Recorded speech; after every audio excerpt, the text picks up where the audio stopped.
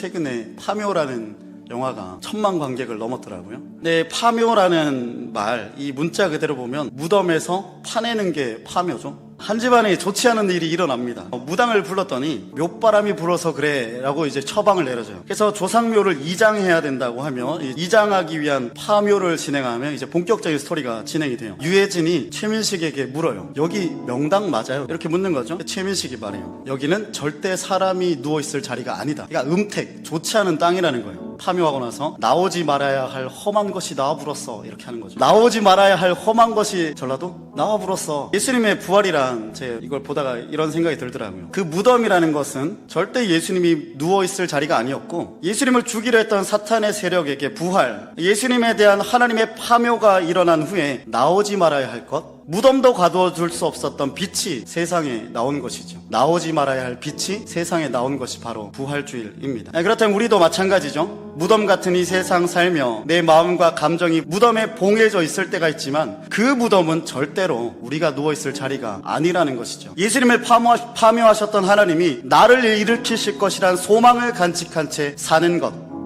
무덤에서 일어나 나가게 될 때 이 세상에서는 나오지 말아야 할 빛이 우리를 통해 나타나게 되는 것, 이것이 바로 우리의 부활이라고 할 수 있겠습니다. 예수님이 예루살렘에 들어가시고 목요일 저녁에 제자들과 성만찬을 가지신 후에 기도하셨고, 그 동산에서 체포되셨죠. 부당한 체포를 당하셨어요. 그 이후에 예수님은 부당한 재판 받으시고 부당하게 맞으시고 부당한 십자가 지고 부당하게 죽으셨죠. 온 세계가 예수님 죽음 바란 것처럼 짧은 시간이었지만 모든 사건들은 신속하게 진행되었고, 정신없이 휘몰아치는 과정 중에 사람들은 예수님 곁에서 흩어지고 예수님과 함께 모였던 제자 공동체는 거대한 혼란 속에 빠지게 됩니다. 마치 자신들의 세상이 온 것처럼 거리를 활보하며 우리 예수님, 드디어 예루살렘에 우리 왕이 오셨다 외쳤던 제자들이지만, 이제는 예수님 십자가에 못 박아 죽인 자들이 우리를 잡아 죽이지 않을까 걱정하며 작은 골방에 문빗장 걸어 잠그며 예수님과 함께 자기의 인생도 무덤에 묻어버리게 되었습니다. 그것이 오늘 본문의 이야기죠. 그러나 무덤은 예수님께서 계실 곳이 아니었죠. 예수님은 무덤 문을 열고 나와서 문빗장 걸어 잠근 골방,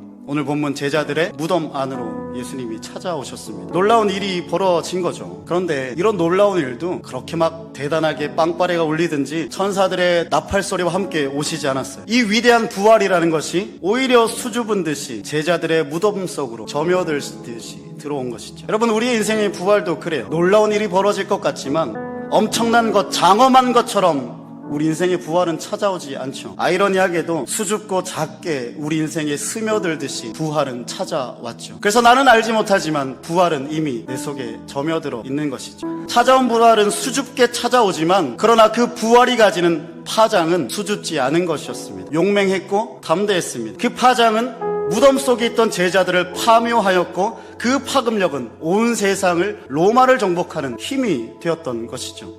문빗장을 걸어 잠근 제자들이 무덤 문을 열고 나오기 시작했습니다. 스스로 들어가 문을 잠궜지만 이제는 부활이 점여들자 문을 열고 스스로 나가기 시작했습니다. 부활한 것이죠. 무덤에서 나올 때는 이전에 제자들이 보여줬던 나약하고 비굴한 모습은 무덤에 함께 묻어버렸습니다. 그리고 베드로는 자신을 무덤 속에 밀어넣었던 자들, 문빗장 걸어 잠그겠던 자들, 제사장들과 바리새인 앞에 용맹하게 외칩니다. 당신들이 법 없는 자들의 손을 빌려 십자가에 죽은 예수가 하나님이 주와 그리스도가 되게 하셨다. 사망은 그가 누워있을 자리가 아니다. 하나님이 그를 살리셔서 그가 주와 그리스도가 되게 하셨다. 예수님이 무덤에 들어가자 제자들은 큰 혼란에 빠졌죠. 그러나 예수님은 부활하셨죠. 부활은 빛과 같은 것이라서 모든 혼란한 것, 어두운 것을 집어 삼켰습니다. 그리고 마침내 제자들에게 찾아오셔서 너희에게 평안이 있을지어다, 평화를 선포하셨습니다. 이것은 마치 창조의 기사를 떠올리게 합니다. 태초에 하나님의 영이 혼돈과 혼란이 가득한 수면 위를 운행하시다가 빛이 있으라 말씀하시지 않습니까? 그 빛이 있으라 말씀하심으로 모든 혼돈과 어두운 것들, 사특한 모든 것들은 빛 속에 집어삼켜지게 되죠. 그리고 그때 하나님이 이렇게 말씀하셨죠. 보시기에 심히 좋았더라. 선한 것, 샬롬이 일어난 것입니다. 그러므로 예수 십자가의 고난, 제자들의 혼란스러움, 그리고 무덤에서의 부활, 이 모든 일련의 과정은 하나님의 새로운 창조라고 볼 수 있겠습니다. 그래서 성경은 말해요. 이전 것은 지나갔으나 보라, 새 것이 되었도다. 그런데 우리가 이 창조 기사에서 주목해 볼 것은 창조가 무에서 유의 창조가 아니죠. 하나님의 영이 수면 위를 운행하시는데 혼돈과 공허와 흑암에서의 창조입니다. 거기에 빛을 비춤으로 창조가 시작된 거죠. 그러므로 창조라는 것은 혼돈에서부터 시작하는 것입니다. 즉 부활은 무덤에서부터 시작하는 것이죠.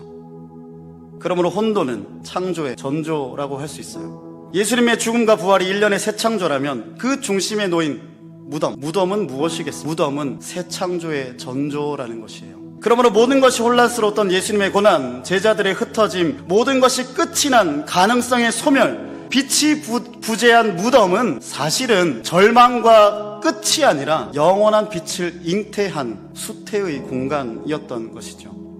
우리 인생에 여러분 많은 어려움들 있죠.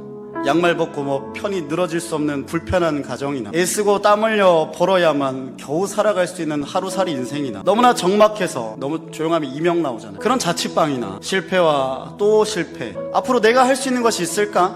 마치 제자들이 문빗장을 걸어 잠근 것처럼 마음의 문빗장 걸어 잠근 채 때로 무덤에 갇힌 것이 우리의 삶일 때가 참 많은 것 같죠. 저에게는 가슴 아픈 소식들이 종종 들립니다. 많은 사람들이 자기를 감옥에 갇힌 채 살아가요. 그러나 부활이 하나님의 새 창조이고 우리 인생의 부활이라는 이야기 속에 속해 있는 것이라면 우리가 지금 겪고 또 겪게 될 모든 혼돈과 어두운 것들은 창조의 전조라고 할 수 있겠죠. 무덤은 빛을 잉태한 수태의 공간이라 말할 수 있겠어요. 힘들고 어렵고 어두운 것 있다면 그것이 사실 끝이 아니라 하나님의 빛이 수태된 아름다운 시간이라고 말할 수 있겠죠. 빗장을 걸어 잠근 내 인생의 무덤 안에서 지금도 빛은 배양되고 있습니다. 이윽고 무덤에서 터져 나올 때 빛은 혼돈과 어둠을 집어삼키고 우리 인생은 아름답게 될 것이에요. 또한 부활이라는 것은 죽음에서 다시 살아나는 것이겠지만 부활이 가지고 있던 교훈은 하나님은 절대로 죽음을, 부당한 것을 용납하지 않으신다는 거예요. 사도행전 2장 24절에 이렇게 기록해요. 하나님께서 그를 사망의 고통에서 풀어 살리셨으나 이는 그가 사망에 매여 있을 수 없었습니다. 예수님에게 사망 곧 무덤이라는 것은 부당한 자리입니다. 부당한 자리를 용납하지 않으시는 하나님이 예수님을 무덤이라는 부당한 자리에서 파묘하신 거죠. 부활의 이야기에 내 인생을 덧댄 자들은 무덤은 부당한 자리라는 것입니다. 그 원통함과 억울함과 마음에 묶인 그 감옥은 예수 믿고 부활에 잇댄 자들에게는 그 자리는 부당한 자리라는 것이에요. 그래서 하나님은 부당한 자리에 있는 것을 용납하지 않으세요. 부활의 이야기에 자기 인생을 덧댄 자들은 무덤에 머물 수가 없습니다. 제자들은 굳게 걸어 잠근 문빗장 열고 광장으로 뛰쳐나가 예수님의 이름을 외쳤지요.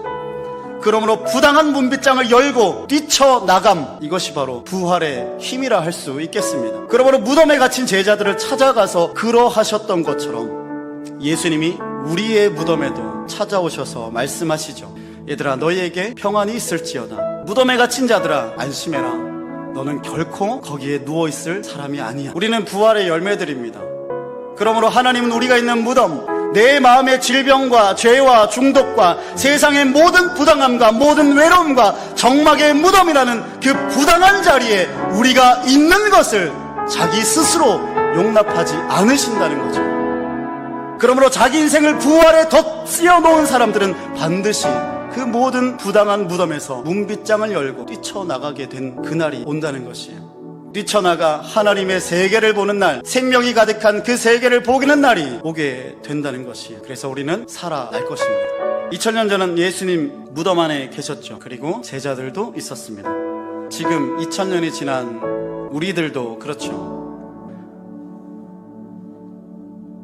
무덤만이 존재하는, 마냥 무덤 안은 마냥 부담스럽고 절망스러운 처지에 놓인 자들입니까? 그렇지 않죠. 무덤은 빛을 잉태하는 장소였기 때문에 2000년 전 그 돌무덤 안에는 제국의 억울한 누명을 쓰고 죽은 시체가 아니라 영원한 생명빛이 누워 있었던 것입니다. 문빗장을 걸어 잠근 무덤에는 루저들이 아니라 제자라는 복음의 빛이 있었던 것입니다. 그리고 오늘 문빗장을 걸어 잠근 채 무덤에 있는 우리는 무엇이겠습니까? 태초에 있었고 2000년 전에 있었고 제자들의 가슴 속에 들어섰던 그 빛과 동일한 빛이 바로 우리들이라는 것이죠.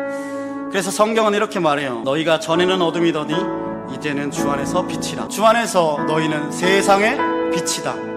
이렇게 우리를 불러주는 거예요. 문빗장에 갇힌 우리들, 공허하고 우울하고 불안하고 두려운 것 투성이지만 마치 무덤 속의 시체 같은 우리가 사실은 하나님이 영원한 빛으로 우리를 부르셨다는 것입니다.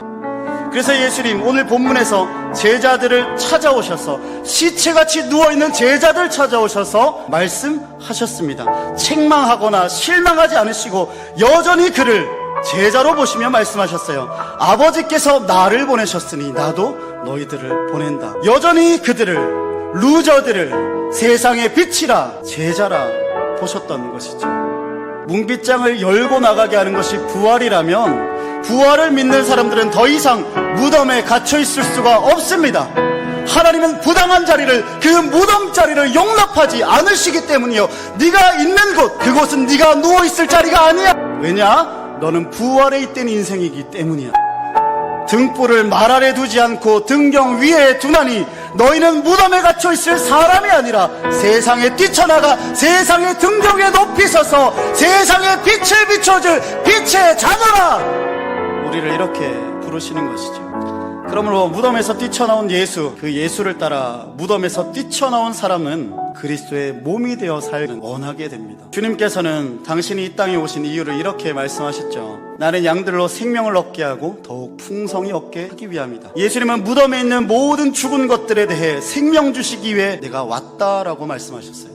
그러므로 그리스도의 몸이 되었다, 몸이 되어 산다는 것은 하나님이 예수님을 파묘하시고 예수님이 제자들을 파묘하시고 제자들은 모든 죽어가는 자들을 찾아가 파묘하셨듯이 우리 또한 죽어가는 모든 이 세상의 생명들을 향해 무덤에 나아가 파묘하는 자가 되겠다는 의지가 몸으로 살겠다는 이야기죠. 예수님의 몸이 십자가에서 하나님께 드려진 몸이 되고 그 몸을 먹고 마셔 나눠 먹은 우리 모든 자들이 생명을 얻었듯이 우리 몸, 이 몸은 비록 썩어질 것이지만 이 썩어질 몸 주님께 드리며 이 세상 살리는 영원한 생명의 몸으로 드리며 사는 것, 이것이 바로 몸으로 산다는 의미일 것입니다. 2000년 전에 무덤 속에 제자들을 몸으로 찾아가신 예수님은 이제 우리라는 몸으로 이 세상의 무덤에 갇힌 자들을 찾아가길 원하십니다. 몸으로 부활하신 예수가 제자들을 찾아가셨듯이 이제는 나라는 몸, 우리라는 몸으로 이 세상의 무덤에 갇힌 자들을 찾아가길 원하신다는 것이죠. 예수님은 우리의 몸을 빌어 지금도 이 세상의 빛이요 생명으로 육화하고 계십니다. 그러므로 예수님은 그의 몸된 우리로 인해 지금도 여전히 날마다 부활하시며 지금도 이 세상의 무덤들은 파묘되고 있다, 그렇게 말할 수 있겠습니다. 우리는 그 몸으로 부름받은 자들입니다. 그 삶이라는 것이 때로는 내몰리고 어려움도 있겠습니다. 그러나 가슴속에 부활 품고 이 삶을 끊임없이 부활에 덧대며 생기발랄을 하고 그 미소를 잃지 않고 살아가는 것이 우리의 사명이라고 할 수 있겠죠. 예수님 오늘 우리에게 말씀하십니다. 얘들아, 거기는 네가 누워있을 자리가 아니다. 네가 있어야 할 곳은 여기야. 부활, 생명이 여러분의 자리예요. 여러분 어떤 어려움 속에 갇힌 감옥 같은 것, 그거 여러분 자리 아닙니다. 그러니 예수님이 찾아오셔서 네가 있어야 할 곳은 바로 여기야 말씀하실 것입니다. 마지막으로 성경 한 구절 읽겠습니다. 이사야서 60장 1절. 일어나라, 빛을 발하라. 이는 내 빛이 이르렀고 여호와의 영광이 내 위에 임하였음이니라. 아멘. 여러분 무덤에서 나올 수 있을 겁니다. 그래서 여러분 모든 자유함을 얻은 채 하나님께 영광을 올려드리며 이 썩을 몸이지만 영원한 몸처럼 주님이 육화된 삶을 살아가시길 주님의 이름으로 축복합니다.